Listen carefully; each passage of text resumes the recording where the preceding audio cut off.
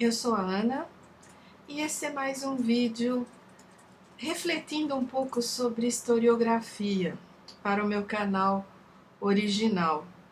Eu peço desculpas a vocês pelo som de fundo do ventilador, mas estamos derretendo aqui e não choveu o suficiente e aparentemente não vai chover, então o ventilador vai ficar ligado.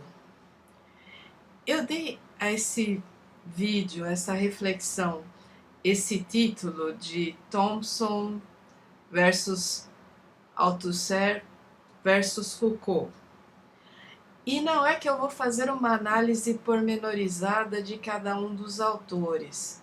Eu quero refletir um pouco sobre algumas das questões que envolvem uma teoria de história e um abismo dentro do marxismo e que acabam reverberando fora do meio acadêmico e criando ruído nas ações políticas de alguns grupos.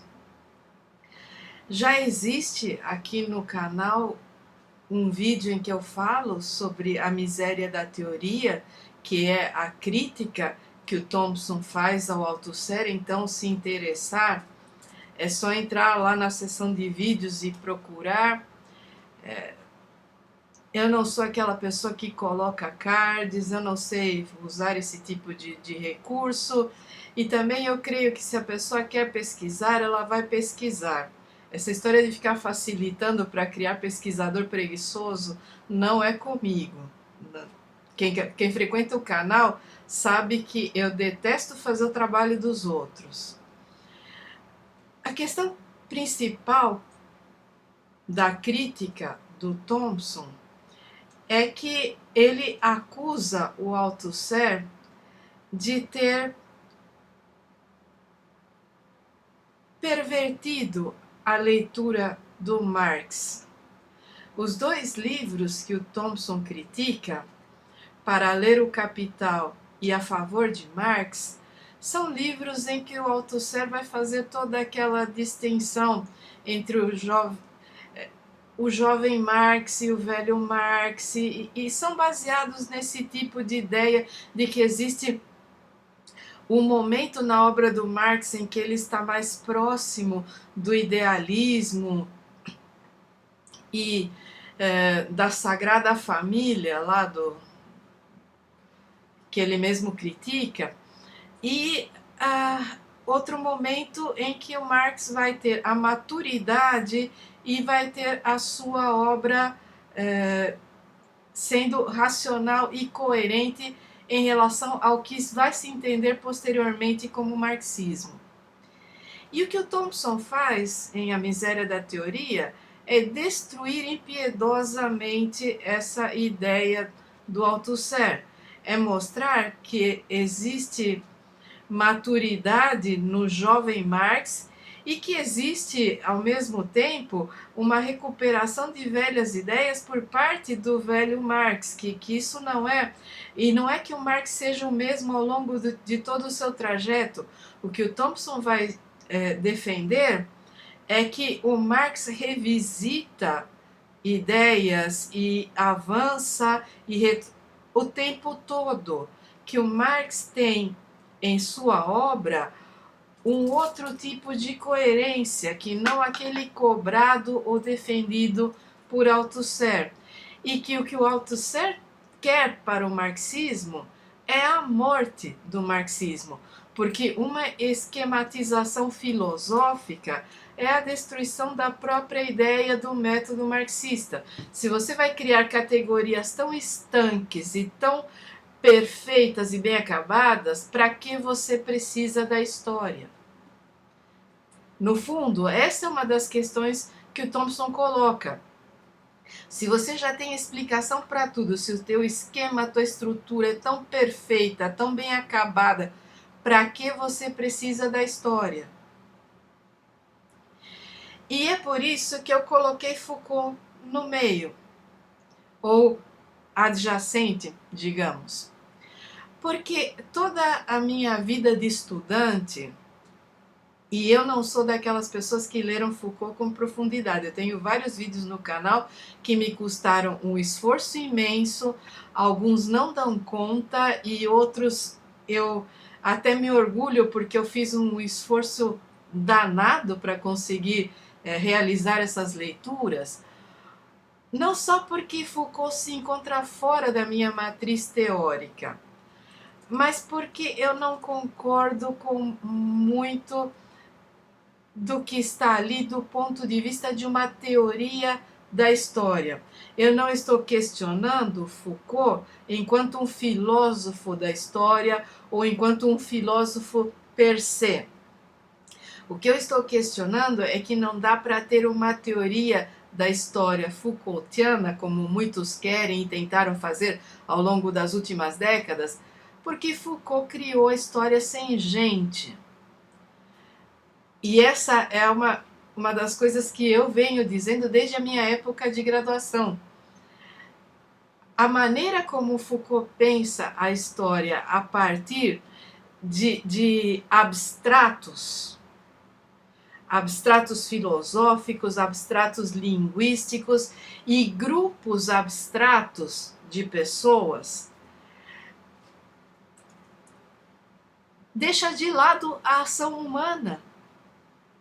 E é a ação humana que é importante para Thompson.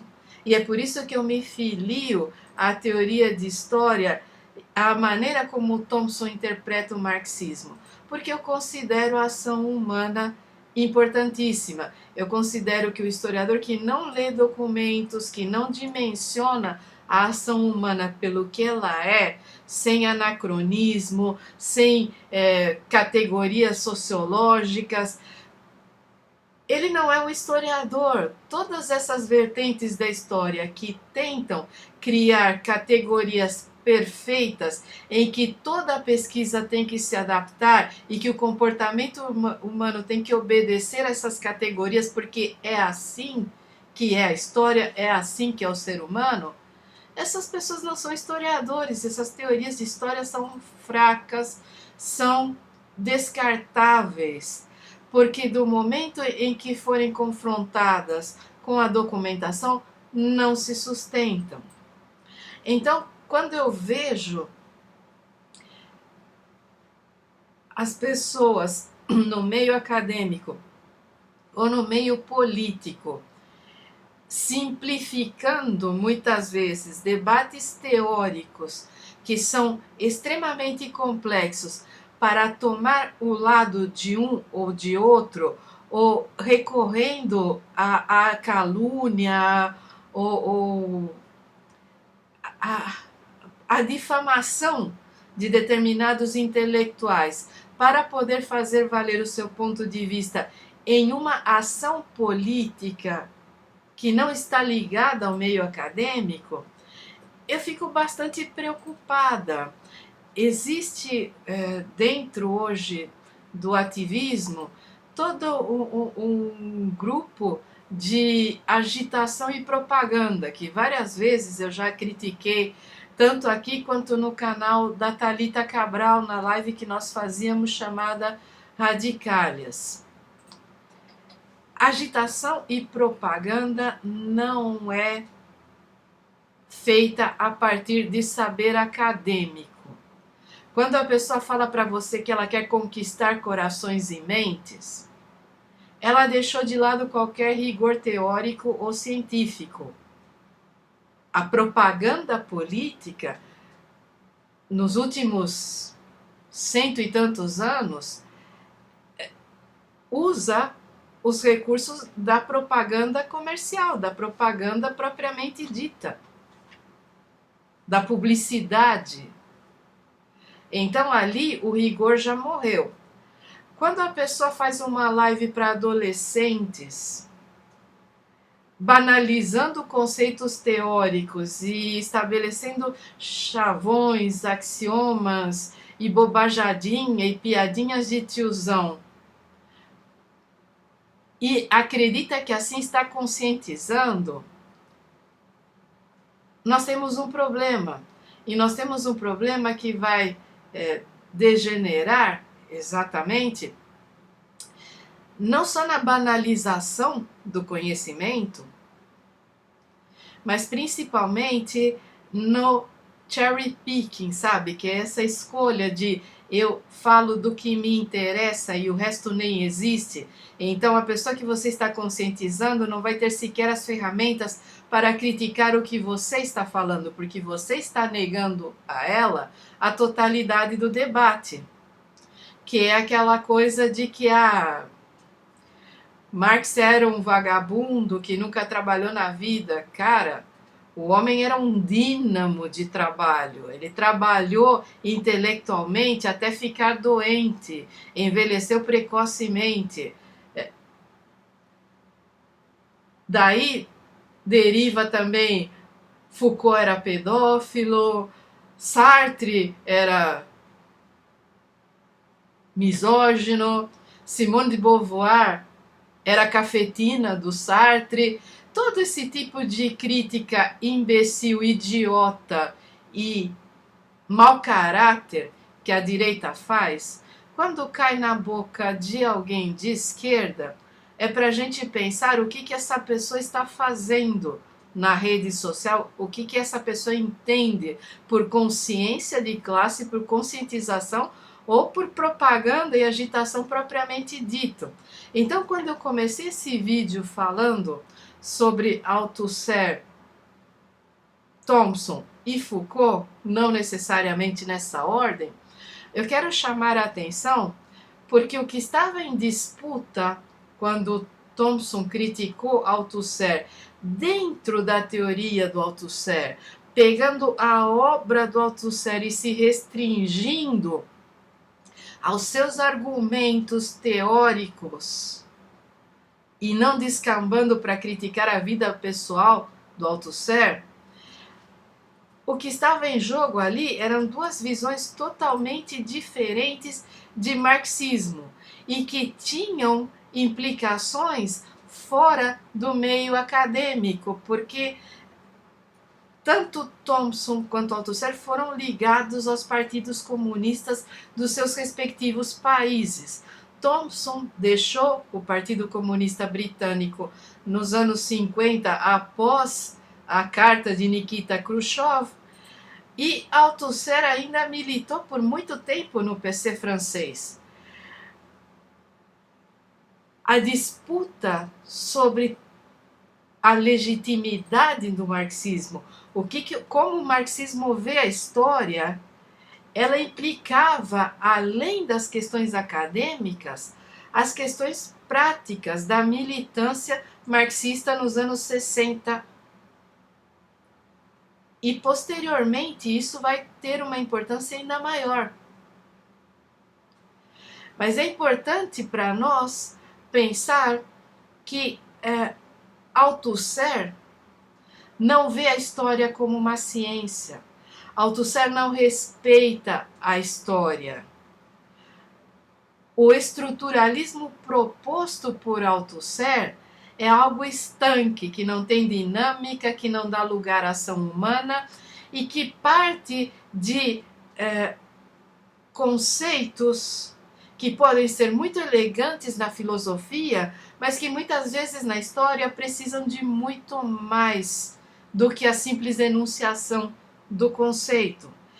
E a obra historiográfica do Thompson, ela é profundamente dinâmica, porque ela é uma obra documental. Tudo que o Thompson produziu, e ele produziu muita coisa em abordagens variadas, em corpos documentais diferentes uns dos outros, e sempre com uma metodologia muito cuidadosa, a ponto de alguém ter xingado ele de empiricista. E sim, eu flexiono o verbo e o pronome para parecer coloquial, me julguem. A questão é, quando Thompson faz as suas análises documentais, ele situa o documento, ele critica o documento, ele tem uma noção de contexto, ele tem uma noção de época e ele jamais parte de uma categoria na qual ele insere o documento. Pelo contrário, a partir do estudo de centenas de documentos, é aí que ele cria uma categoria. E as categorias do Thompson, muito embora pareçam um bicho de 7 cabeças para quem é preguiçoso, elas são relativamente simples. A leitura do Thompson é deliciosa, porque parece que ele está conversando com você, parece que você está dialogando com ele. Ele te fornece a cada parágrafo a maneira, o gancho para você se aproximar do raciocínio, coisa que não acontece com o Althusser e muito menos com o Foucault, que tem um discurso hermético muito mais próximo da filosofia. Embora eu considere o Foucault muito mais respeitoso com a história do que o Althusser. Uma das críticas que eu tenho à maneira como esses autores estão sendo banalizados hoje, inclusive porque esses webcomunistas formados em história jamais falam do Thompson, porque parece que os historiadores lá britânicos não existem, né? No máximo alguém vai citar Hobsbawm e olhe lá, ninguém conhece Christopher Hill, parece que é um buraco na formação desse pessoal. Mas eles vão contrapor, vários deles, Althusser e Foucault, para criticar Foucault e falar que Foucault é antirrevolucionário, que Foucault é reacionário, que gente, nada mais parecido do ponto de vista do uso de categorias e da maneira como a filosofia incide na visão histórica do que Althusser e Foucault. A ponto de que, quando eu estava na graduação, passei anos confundindo um autor que era althusseriano, pensando que ele era Foucaultiano, porque eu não conseguia perceber a diferença. Hoje, depois de tantos anos estudando, eu consigo perceber a diferença entre um e outro. Mas na minha época de graduação, eu mal conseguia distinguir a empáfia do Althusser do encastelamento do Foucault. Eu digo para vocês não lerem nenhum deles? Não, pelo contrário, eu digo leiam. Leiam e não tirem suas próprias conclusões. Se você não está aparelhado para tirar conclusão alguma, não adianta nada você ler. Você tem que primeiro procurar um comentador fidedigno, alguém com solidez teórica e acadêmica, que comente esses autores e ler as duas coisas juntos. A obra do autor e a explicação sobre a obra do autor. E é importante que se faça isso para derrubar vários mitos, porque, embora eu não simpatize de maneira alguma com essa ideia do Foucault de se ater a esses abstratos e perder de vista a cozinha da história, a ação humana propriamente dita, alguns dos abstratos do Foucault explicam muito bem as estruturas de poder. Não só as estruturas do micropoder, daquele poder diário que é exercido aqui embaixo entre nós mesmos, mas também a maneira como isso se estrutura dentro da burocracia estatal, dentro das religiões, dentro dos sindicatos, dentro das categorias profissionais. As obras do Foucault sobre medicina são irretocáveis e podem servir de subsídio para reflexões marxistas perfeitamente. Althusser, quando cria aquela noção de aparelho ideológico do Estado, que é um conceito interessante, mas que eu considero incompleto, porque o aparelho não existe por si. Cabe ao historiador ir além do aparelho, entender não só que a religião faz isso ou aquilo, ou que a cultura, o entretenimento, ou o que quer que seja posto a serviço do Estado para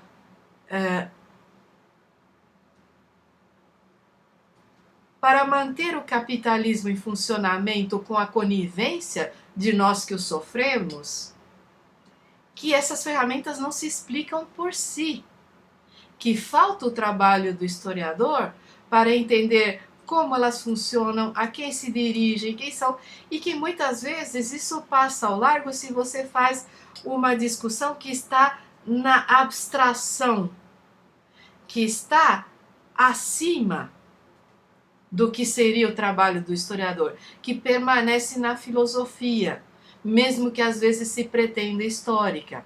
Então, eu considero que Foucault está muito mais próximo do Althusser do que seus detratores querem admitir. E fico irritada, e fico cansada e me sentindo velha quando eu vejo gente de menos de 40 anos se pavoneando na internet, dando, sabe, fazendo aulas que são verdadeiras manipulações do público e que pouco tem a acrescentar. Porque eu não espero que vocês façam uma discussão de nível acadêmico para o grande público, não. Mas então, se você vai fazer uma aula para que todo mundo entenda, para que aquele adolescente que está a um passo de se tornar redipio e que você quer trazer para a esquerda, para que ele te entenda, então, menos citação, menos abstração e mais trabalho de cozinha mesmo de historiador. Menos piadinha de tiozão, menos performance internetica e aula de verdade.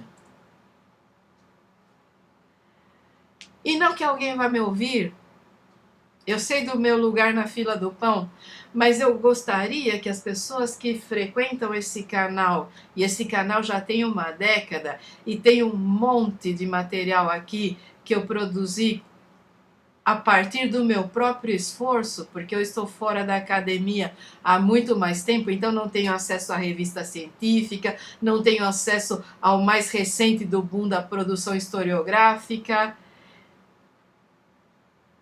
O que eu produzi nesse canal busca levar para os estudantes, principalmente para quem está entre o colegial e a graduação, uma ideia mais clara sobre o conhecimento acadêmico, uma via de acesso, uma ferramenta para que quem se interessa pelo conteúdo possa continuar a partir daqui e procurar aulas mais densas. Eu sempre recomendo canais, eu sempre recomendo que se frequente os cursos das grandes universidades que existem de graça na internet, que se procure playlists de professores da USP, da Unifesp, que se tente crescer.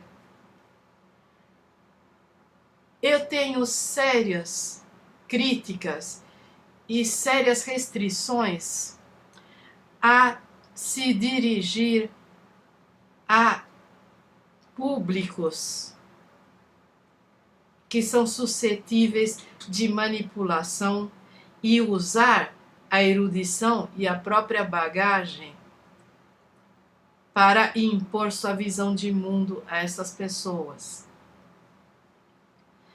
E nesse ponto, eu sou thompsoniana até a medula.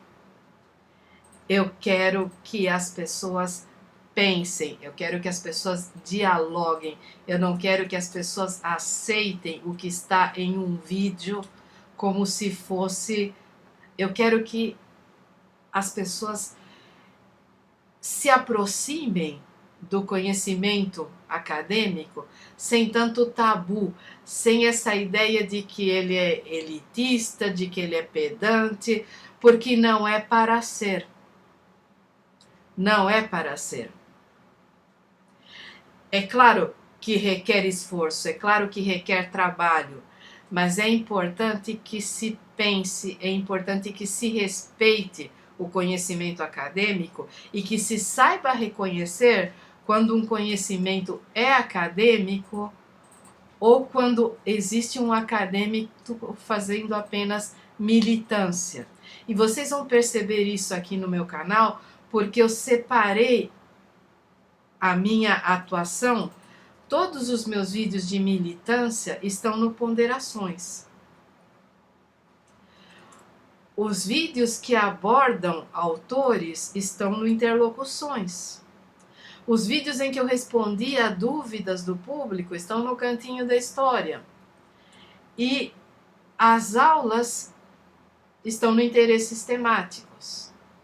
Que eu sei, eu estou devendo ainda várias aulas ali, mas tem sido muito complicado, gente. Até hoje eu nem sabia se ia sair vídeo porque o computador estava sendo excêntrico por causa do calor. Então, é isso. Esse é um vídeo tentando retomar um pouco a questão historiográfica, mas trazendo a questão historiográfica para o que está acontecendo na internet. Se você se interessa por Thompson e por Foucault e quer saber meus pontos de vista, existem vídeos aqui no canal, lá no Cantinho da História. Existem no Interlocuções vídeos sobre o Thompson, sobre Christopher Hill. O Hobsbawm tem bastante no Cantinho da História. Eu não tenho quase nada sobre Althusser porque não é um autor que eu goste em hipótese alguma. Mas eu respeito Foucault e por isso eu me esforcei muito para produzir material sobre ele. Mas se vocês se interessam por Foucault, existem 2 canais maravilhosos, que é o Colunas Tortas e o Delongas, que vocês podem seguir e encontrar lá aulas excelentes.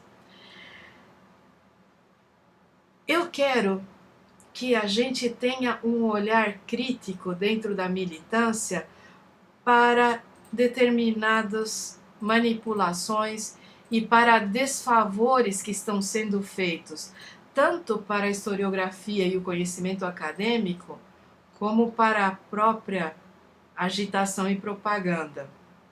E a única maneira de se ter esse olhar crítico é tendo mais e mais conhecimento que nos permita ser críticos. Se a pessoa te dá a opinião dela sobre o autor, mas não te possibilita a leitura do autor, fuja. Fuja para as colinas. Estejam elas onde estiverem. E é isso. Eu pretendo ir retomando aos poucos aqui o canal e ir colocando algumas reflexões historiográficas, alguma coisa sobre mitologia, no que nos interessa a mitologia como um paradigma, meio como foi feito no século XIX, usando mitologia para entender a sociedade contemporânea. Eu tenho essa perspectiva de pegar algumas histórias da mitologia grega, principalmente, e fazer análises críticas sobre a nossa realidade, dialogando com a mitologia. Já fiz um que se chama O Dilema de Antígona, e está aqui no canal, e vamos tocando. Um grande abraço e até a próxima.